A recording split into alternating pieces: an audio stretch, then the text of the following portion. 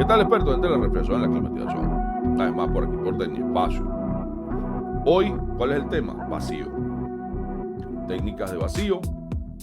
¿Cómo puedo mejorar mi trabajo o cómo lo puedo hacer mucho más eficiente con realizando vacío en mi sistema? O sea, porque el vacío es una de las cosas para mí más importantes previo al arranque de un sistema de refrigeración y climatización. Porque con ello nosotros garantizamos no solamente la eliminación total de los gases no condensables, sino que también deshidratamos el sistema. ¿Mediante qué principio deshidratamos el sistema? El principio de la ebullición del agua de acuerdo a la presión. Muchos dirán, oye, pero ¿cómo es esto? Si el agua hierve es a 100 grados centígrados. Sí, eso pasa, pero a nivel del mar. Si nosotros comenzamos a bajar la presión, baja también la temperatura de ebullición. Por ejemplo, en el Everest, suponiendo que, que yo quisiera ir al Everest, que no creo que lo haga, el agua hierve a 72 grados centígrados, allá arriba, por el tema de la presión. Ahora, si nos vamos al Pozo de las Marianas, herviría el agua a 400 y tantos grados centígrados por el aumento de presión, justamente. Entonces, hay una relación directa entre la presión y la temperatura de ebullición. A 250 micrones, el agua hierve a menos 31 grados centígrados. Fíjense usted, menos 31 grados centígrados. Entonces, cuando tú creas las condiciones de baja presión, tú realmente estás haciendo eso. Tú estás logrando ebullición del agua sin necesidad de aplicar calor. ¿Ok?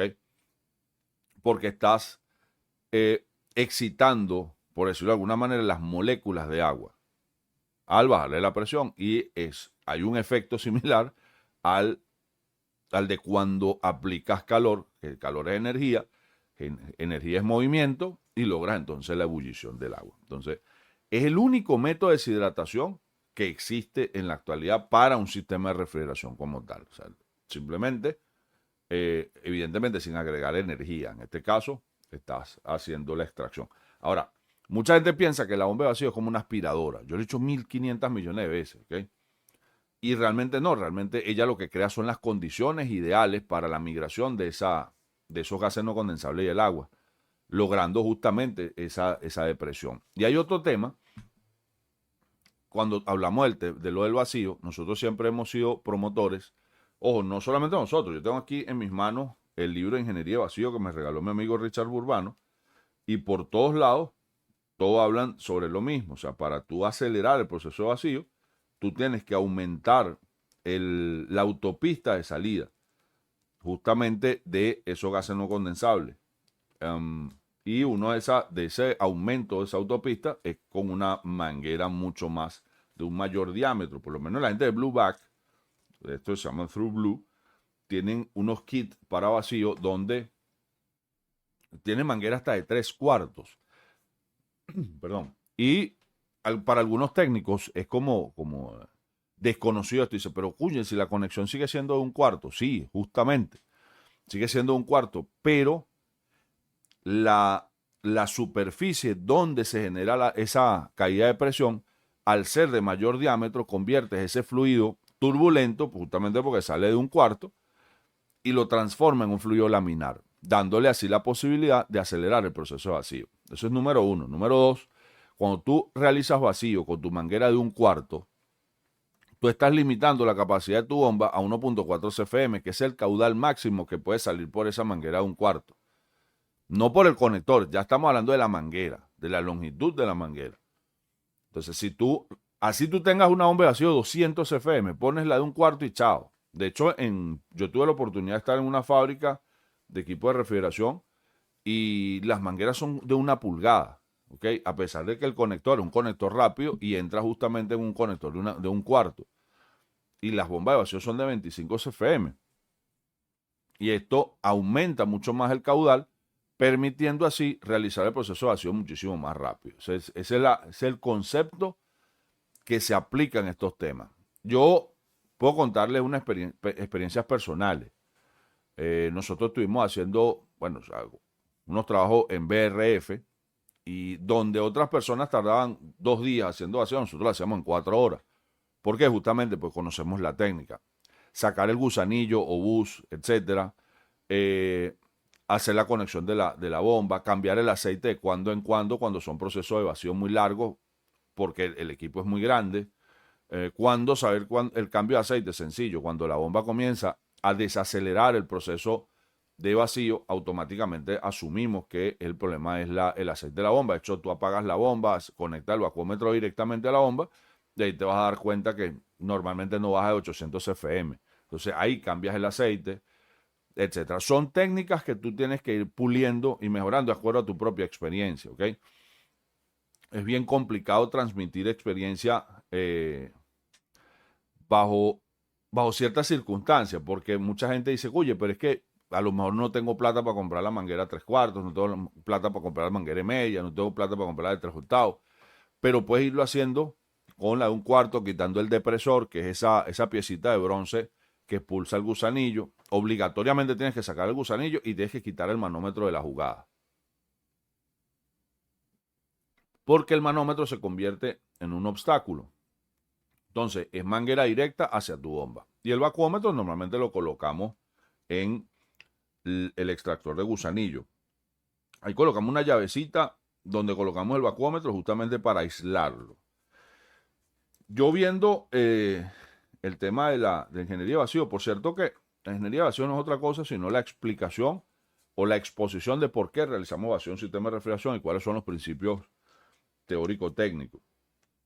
Aquí es muy sencillo. O sea, estamos hablando de las dos presiones, presión atmosférica o presión manométrica y presión absoluta. Nosotros lo que tratamos es llevar las condiciones dentro de nuestro sistema de refrigeración a presiones absolutas. Y dentro de las presiones absolutas, el comportamiento de absolutamente todo es totalmente diferente a como nosotros los conocemos. ¿Cuál bomba de vacío debo utilizar? Bueno, señores, cada KCFM tiene la capacidad de evacuar aproximadamente unas 7 toneladas. Ese es más o menos el principio. Entonces, si usted trabaja con refrigeración doméstica, con una bomba de 3.5 CFM es más que suficiente. Si automotriz también, entre 3.5 y 5. O sea, si trabajas solo con nevera, te sirve la 1.8 CFM. O sea, no necesariamente necesitas una 200 CFM, porque primero va a gastar mucho dinero en aceite. Esas bombas se tiran hasta 1 litro de aceite. Y segundo, no es necesario.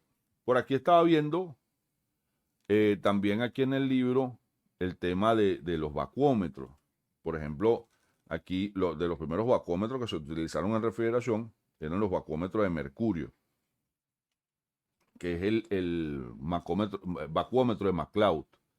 Ese vacuómetro recuerdo que en los kits, o sea, lo vi en fotos evidentemente, los kits que se le daban a algunos servicios técnicos, ese vacuómetro cabía perfectamente en la parte de atrás de la nevera. Entonces la empresa le daba la bomba de vacío y el vacuómetro a los técnicos de refrigeración para garantizar un proceso de vacío correcto. Entonces pasa que mucha gente, para evitar comprar el vacuómetro, se comenzó a guiar por la refrigeración industrial, que en aquel entonces la guía era amoníaco. Y en amoníaco, como es un refrigerante insoluble, no tenía problemas con humedad. Más allá de todo un tema con el lubricante. El lubricante sí se ve afectado por la humedad, pero eso es un tema que vamos a tocar más adelante. De hecho, en los sistemas amoníacos he visto cómo se obstruye los canales de lubricación, creando un lodo horrible que muchas veces tienen que botar hasta los intercambiadores, producto del exceso de humedad. Y eso lo comentaba una persona quien aprecio.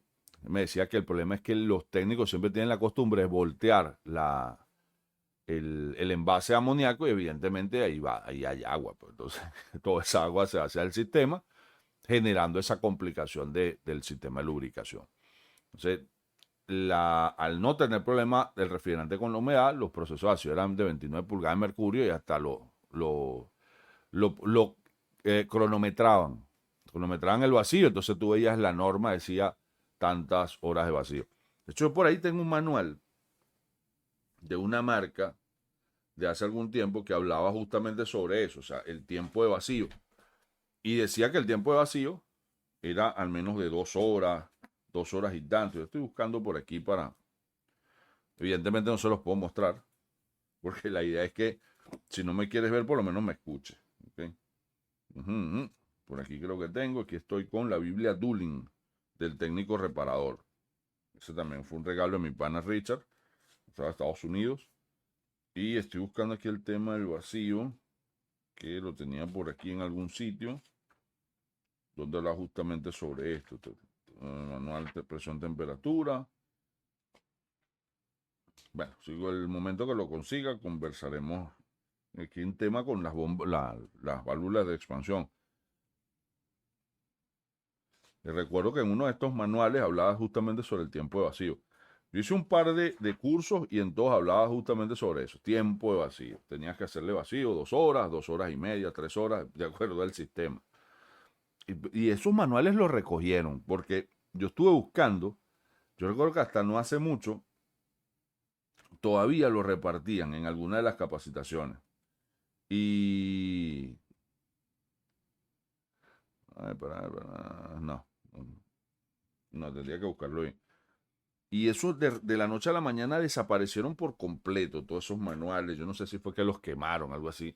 Porque de verdad que era una locura lo del tiempo de vacío. Y de hecho un amigo mío, un buen amigo gerente de una de esas marcas me decía, cuye, vale, cuán errado estábamos nosotros.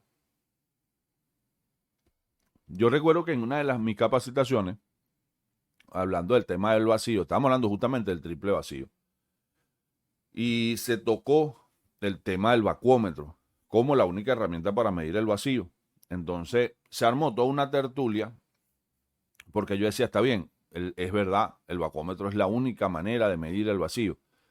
Si no tienes vacuómetro, ¿cómo hacer? Bueno, tal vez triple vacío. Al menos estás garantizando cierto nivel de deshidratación, aunque no conoces realmente si tienes o no humedad dentro de tu sistema.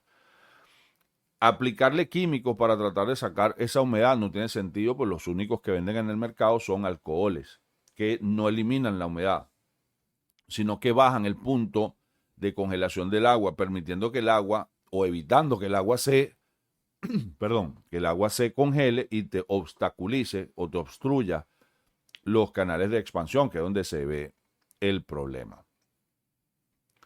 Entonces, pero esa agua estando allí, evidentemente se convierte en un problema porque te va a oxidar todo tu compresor. Entonces, ¿cuál es el deber ser? Realizar un proceso vacío.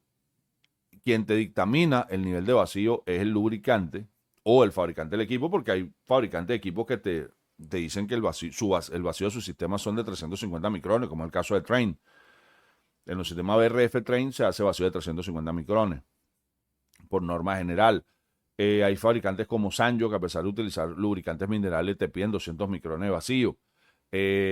Tienes casos muy particulares de algunas otras marcas que te hablan de 750, 800 micrones porque utilizan lubricantes o minerales o alquilbenceno. O sea, no hay una norma vertical.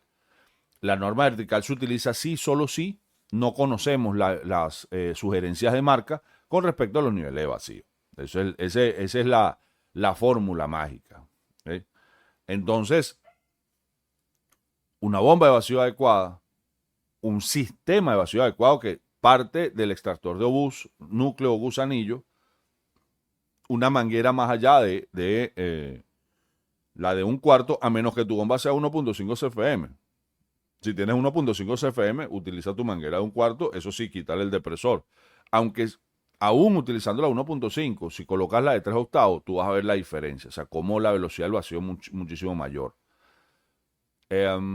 Si puedes, presuriza antes de hacer vacío, es lo ideal. La norma rige que tú tienes que primero buscar fuga y la única manera de buscar fuga es con presión positiva, o sea, con nitrógeno. Busca tu fuga con nitrógeno. Cuando evacúas el nitrógeno, tú normalmente ayudas al proceso de deshidratación. Entonces, y se te hace mucho más sencillo realizar tu vacío. ¿Okay? Luego que comienza tu proceso de vacío, trata siempre de colocar tu vacuómetro totalmente aislado porque cuando terminamos el proceso de vacío, normalmente procedemos a la carga. Y ahí tampoco deberíamos de purgar. Hay técnicas que te permiten colocar el manómetro para hacer la carga refrigerante haciendo un vacío muy rápido y puedes hacer la carga refrigerante. ¿Okay? Y nada, todo lo demás es sentido común. Pues entonces, El vacío, repito, es un principio de desgasificación y de deshidratación. Mantener nuestra bomba de vacío creo que es una de las inversiones, una de las herramientas más importantes. El cambio de aceite y utilizar aceites de calidad. Aceites de calidad. Preferiblemente la bomba que tenga gas ballast, que te va a permitir en el proceso de vacío evacuar la humedad que pueda permanecer en el aceite. Cabe destacar que los lubricantes para bomba de vacío no son iguales a los lubricantes de refrigeración. Pues los lubricantes para bomba de vacío tienen demulsionante. Y eso va a ser un tema que vamos a tocar más adelante. O sea, los distintos lubricantes. ¿Ok? Al tú sacar esa humedad dentro del cárter de la bomba de vacío, le va a alargar la vida a tu bomba. Entonces, esos son tips y detalles que hacen la gran diferencia entre el trabajo que se hace de manera tradicional y el trabajo que se realiza en el siglo XXI. De verdad que agradecido con mi pana Richard por estos regalos. De verdad son libros fabulosos y maravillosos. Algunas personas me han dicho que por qué no lo comparto, pues un regalo. O sea, lo que se regala no se comparte. A menos que hagas como un pana que la novia le regaló la colonia. Él no le gustaba ni la colonia ni la novia y comenzó a echarle colonia a todo el mundo en el liceo. Eso no se hace, por Dios, eso no se hace. Por esa razón, uno tiene que atesorar lo que te regalan. O sea, uno tiene que ser agradecido. Por esa razón no comparto este libro. Pero esto lo venden en Estados Unidos.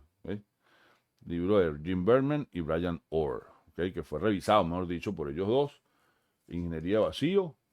Una revisión del vacío para ingenieros en servicio. Así se llama este libro. Pueden conseguirlo, repito, en los Estados Unidos. Realmente no sé exactamente dónde lo venden. Pero es una excelente guía para nuestro trabajo.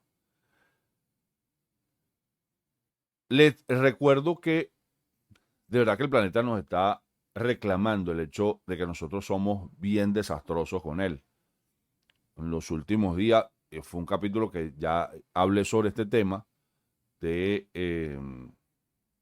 la temperatura máxima de la Tierra. O sea, se está registrando temperaturas de hasta 48 y 50 grados. Esto es un disparate. Mire, en China hubo hace un par de días 52.4 grados centígrados. Y todo es gracias a la mano del hombre. Ese efecto rebote que estamos generando gracias a los gases de efecto invernadero. Hablamos de las emisiones de CO2 por cantidades industriales, y no solamente CO2, sino también metano. Y en el caso particular de nuestro trabajo, ya lo hemos dicho, gases refrigerantes. La emisión o el venteo indiscriminado de refrigerantes halogenados a la atmósfera es uno de los principales causales de del calentamiento planetario debido a la potencia que tiene estos refrigerantes. Fíjate, nosotros creo que estamos por encima de la aeronáutica. Creo que por ahí va la cosa. O sea, en cuanto a la emisión de gases de efecto invernadero. Entonces, es una cuestión de conciencia, es una cuestión de todos y cada uno de nosotros. Y ya basta de poner excusas, propongamos soluciones. Un abrazo, señores. Esto se llama Tenía Espacio.